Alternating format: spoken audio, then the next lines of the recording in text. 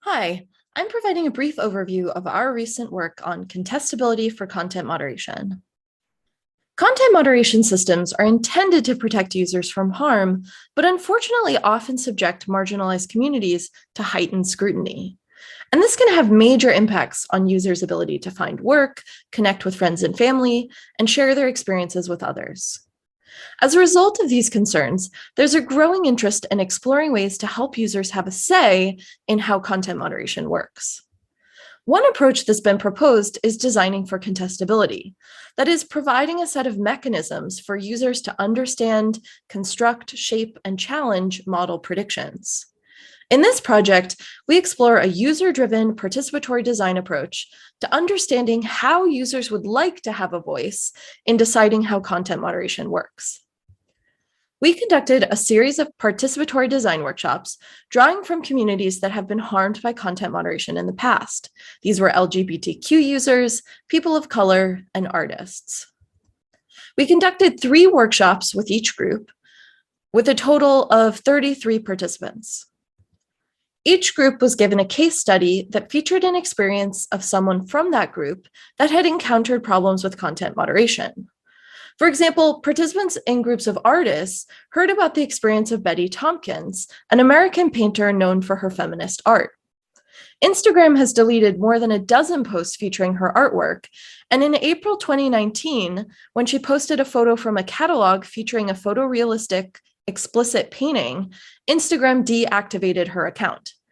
Thompkins said in a statement that because of Instagram's major role in the art world, its current guidelines are prohibitive to artists whose work is challenging or thought-provoking. Prior to the workshop, participants completed a sensitizing workbook where they were introduced to those case studies. They were also reviewed at the beginning of the workshop before participants engaged in a series of design activities. These activities were designed to be more structured at the beginning of the workshop and increasingly open-ended as participants gained confidence. Participants first filled out report cards for the platform, identifying values they considered important in content moderation. Then they considered pros and cons of specific proposals to address content moderation challenges. Towards the end of the workshop, participants engaged in more open-ended activities, creating a magical mug to help the protagonist from the case study, and then ending with their final design for helping users shape how content moderation is done. I'll focus on our second research question, the ideas that participants generated when designing for contestability in content moderation systems. For this question, we analyzed the transcripts as well as the design artifacts that were generated in the magical mug and final design activities. Using an iterative open coding, we identified 3 main themes. The first theme we found was a call for representation. Participants suggested both direct forms of representation, like a, quote, randomly selected jury duty or vote, but also indirect forms of representation, like focus groups or boards of users. While some people had theoretical reasons, people often suggested this to achieve very practical goals. For example, many participants were concerned with the cultural competence embedded in content moderation systems.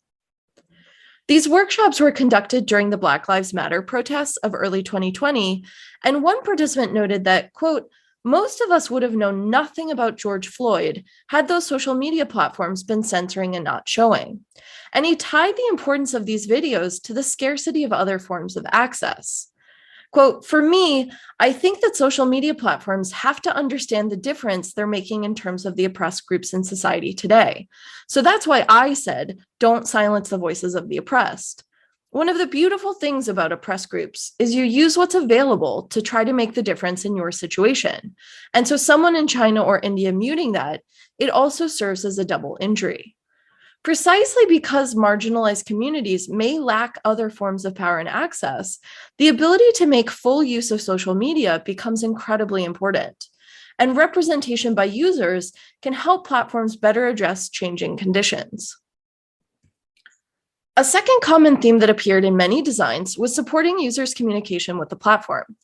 Participants talked about both whether the users can communicate with the platform, which we refer to as access, and how users communicate with the platform, which we refer to as argumentation. Concerns around access were typically seen in contrast to the current system, where users are stuck, quote, waiting multiple days while not getting anything back. Participants also suggested ways to support users' argumentation by allowing or even helping them to provide evidence or find the right way to say things. In many cases, participants saw this as scaffolding users' communication skills, helping them understand what the platform would consider and listen to, while providing the information that they would need from the platform to argue for changes successfully. The most common and perhaps most surprising theme was the idea of increasing the love and compassion expressed by social media platforms. One participant had been temporarily suspended after posting his artwork and shared that, quote, the experience was very, very bad, and I was literally shocked. It took me like 2-3 days to figure out what is happening because I was literally shocked. As a result, participants suggested a number of ways for platforms to behave with compassion, including providing emotional and mental health support and connecting users to their communities. In the group conversations, participants also highlighted a number of challenges for these approaches, particularly around the platform incentives and issues scaling to millions of users. Nevertheless, we think they offer some fruitful avenues for improvement. As just one example, we discuss how platforms might benefit by providing opportunities for others to co-design content moderation. There may be organizations or other third parties that understand and can design better moderation for specific domains. For example, an arts organization might be able to adjudicate and articulate reasoning for content moderation of art. Rather than trying to resolve what counts as art, platforms could delegate to organizations with tailored goals and expertise. We encourage you to look for this discussion and our others in the full paper, Contestability for Content Moderation. And thank you for your time.